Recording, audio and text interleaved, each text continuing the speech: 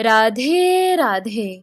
मेरा नाम है निकिता शर्मा और आप सभी का स्वागत है श्रीमद् भागवत गीता की इस श्रृंखला में। पिछले श्लोकों में हमने समझा कि अपने धर्म का पालन त्रुटिपूर्ण ढंग से करना अन्य के कार्यों को उपयुक्त ढंग से करने की अपेक्षा अधिक श्रेष्ठ है। अपने स्वाभाविक कर्तव्यों का पालन करने से मनुष्य पाप अर्जित नहीं करता।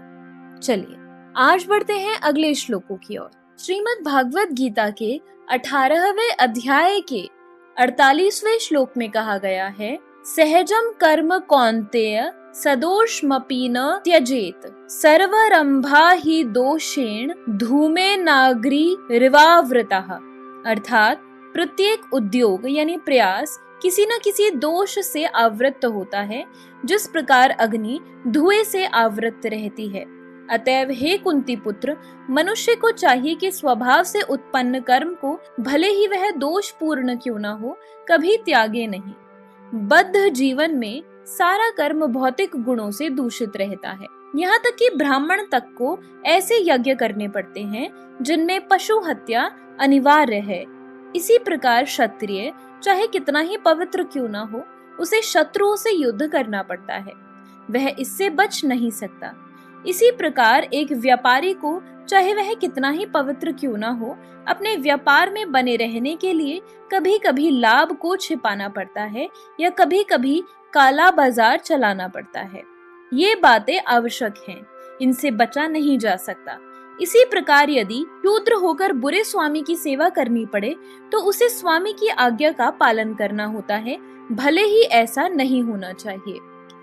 इन सब दोषों के होते हुए भी मनुष्य को अपने निर्दिष्ट कर्तव्य करते रहना चाहिए, क्योंकि वे स्वभावगत हैं। यहाँ पर एक अत्यंत सुंदर उदाहरण दिया गया है।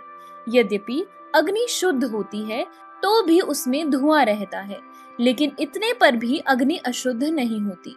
अग्नि में धुआं होने पर भी अग्नि समस्त तत्वों में शुद्धतम मानी जाती है। यदि कोई क्षत्रिय की वृत्ति त्याग कर ब्राह्मण की वृत्ति ग्रहण करना पसंद करता है तो उसको इसकी कोई निश्चितता नहीं है कि ब्राह्मण वृत्ति में कोई अरुचिकर कार्य नहीं होंगे। अतएव कोई यह निष्कर्ष निकाल सकता है कि संसार में प्रकृति के कल्मश से कोई भी पूर्णतया मुक्त नहीं है। इस प्रसंग में अग्नि तथा धुएं का उदाहरण अत्यंत उपयुक्त है। यदि जाड़े के दिनों में कोई अग्नि से कोयला निकालता है तो कभी कभी धुएं से आंखें तथा शरीर के अन्य भाग दुखते हैं, लेकिन इस प्रतिकूल परिस्थितियों के बावजूद भी अग्नि को तापा जाता है। इसी प्रकार किसी को अपनी सहज वृत्ति इसीलिए नहीं त्याग देनी चाहिए कि कुछ बाधक तत्व आ गए हैं, अपितु मनुष्य को चाहिए कि कृष्ण भावनामृत में रहकर अपने वृत्ति परक कार्य से परमेश्वर की सेवा करने का संकल्प ले। यही सिद्धि अवस्था है। जब कोई भी वृत्ति परक कार्य भगवान को प्रसन्न करने के लिए किया जाता है तो उस कार्य के सारे दोष शुद्ध हो जाते हैं। जब भक्ति से संबंधित कर्म फल शुद्ध हो जाते हैं तो मनुष्य अपने अंतर का दर्शन कर सकता है, और यही आत्म साक्षात्कार है। श्लोक में कहा गया है, असक्त बुद्धि सर्वत्र जीतात्मा विगत स्पृह नैष कर्मे सिद्धिम परमा संन्यासे नाधिगच्छति। अर्थात जो आत्म संयमी तथा अनासक्त है एवं जो समस्त भौतिक भोगों की परवाह नहीं करता, वह संन्यास के अभ्यास द्वारा कर्म फल से मुक्ति की सर्वोच्च सिद्ध अवस्था प्राप्त कर सकता है। सच्चे संन्यास का अर्थ है कि मनुष्य सदा अपने को परमेश्वर का अंश मानकर यह सोचे कि उसे अपने कार्य के फल को भोगने का कोई अधिकार नहीं है, चूंकि वह परमेश्वर का अंश है। अतएव उसके कार्य का फल परमेश्वर द्वारा भोगा जाना चाहिए। यही वास्तव में कृष्ण भावनामृत है। जो व्यक्ति कृष्ण भावनामृत में स्थित होकर कर्म करता है वही वास्तव में सन्यासी है। ऐसी मनोवृत्ति होने से मनुष्य संतुष्ट रहता है, क्योंकि वह वास्तव में भगवान के लिए कार्य कर रहा होता है। इस प्रकार वह किसी भी भौतिक वस्तु के लिए आसक्त नहीं होता। वह भगवान की सेवा से प्राप्त दिव्य सुख से परे किसी भी वस्तु में आनंद न लेने का आदी हो जाता है।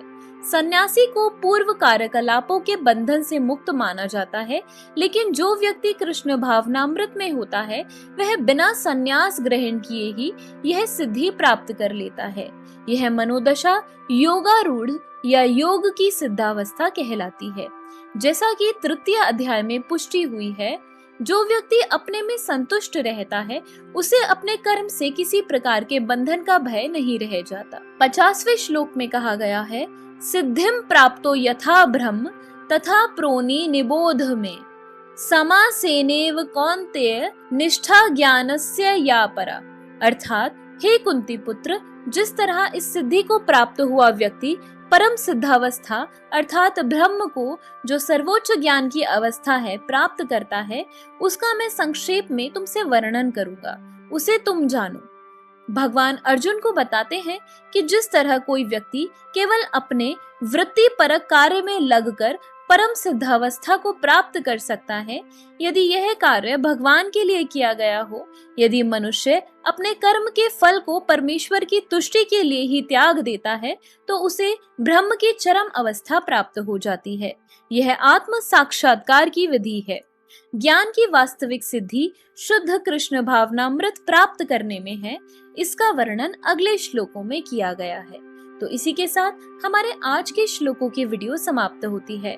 अगर आप सभी लोग श्रीमद् भागवत गीता की इस श्रृंखला में हमारे साथ हैं, तो हमें अपने विचार कमेंट सेक्शन में जरूर बताएं और इस वीडियो को अपने परिवारजनों और मित्रगणों के साथ जरूर शेयर करें, ताकि उनके जीवन में भी इस सुंदर ज्ञान के आगमन के कारण कोई बदलाव हो सके। तो चलिए अब मिलते हैं अगले श्लोकों के साथ एक नई वीडियो में।